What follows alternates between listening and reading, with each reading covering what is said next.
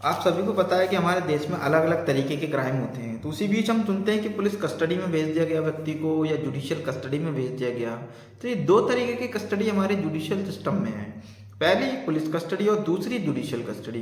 Police custody को हम police remand भी बोलते हैं। तो ये दोनों एक ही सेक्शन से डील करती हैं, section 167 of criminal procedure code, धारा 167 में इसका प्रावधान है। So welcome back to the legal method. आज की इस वीडियो में हम समझेंगे पुलिस कस्टडी और जुडिशियल कस्टडी के बारे में।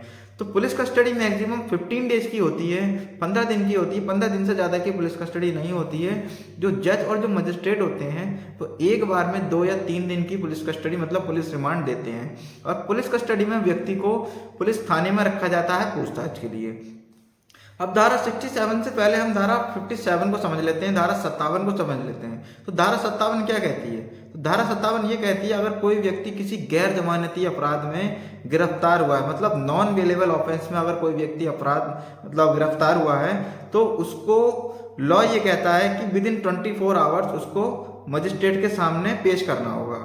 और अगर इन्वेस्टिगेशन पूरी नहीं हुई है और पूछताछ के लिए पुलिस ऑफिसर को पुलिस रिमांड की एक्सटेंशन बढ़वानी है, तो वो मजिस्ट्रेट या जज से उसकी डिमांड कर सकता है कि हमारी अभी पूछताछ कंप्लीट नहीं हुई है या हमें इन्वेस्टिगेशन और करनी है।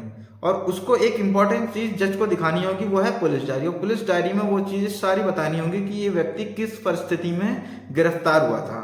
तो ये हो गई हमारी पुलिस कस्टडी। और हम चलते हैं अब जुडिशियल कस्टडी के बारे में। अब हम बात कर लेते हैं जुडिशियल कस्टडी के बारे में।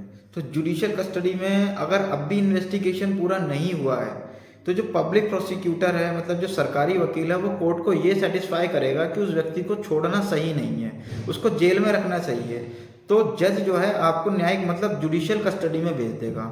और जुडिशियल कस्टडी मैक्सिमम 90 डेज मतलब 90 दिन की होती है उन अपराधों में जहाँ पर मौत या 10 साल तक की सजा हो। और दूसरा टाइम पीरियड हमारा जुडिशियल कस्टडी का 60 दिन का होता है उन अपराधों में जहाँ पर मौत की सज़ा या 10 साल तक की सज़ा नहीं है। तो अब क्या होगा, जहाँ पर 90 दिन या 60 दिन बीत जाते हैं, तो उस कंडीशन में व्यक्ति के पास बेल का अधिकार आ जाएगा। वो अगर बेल की टर्म्स एंड कंडीशंस को मान लेता है तो उसको बेल पे मतलब छोड़ दिया जाएगा। तो यही है पुलिस कस्टडी और judicial custody. I hope you understand both the topic.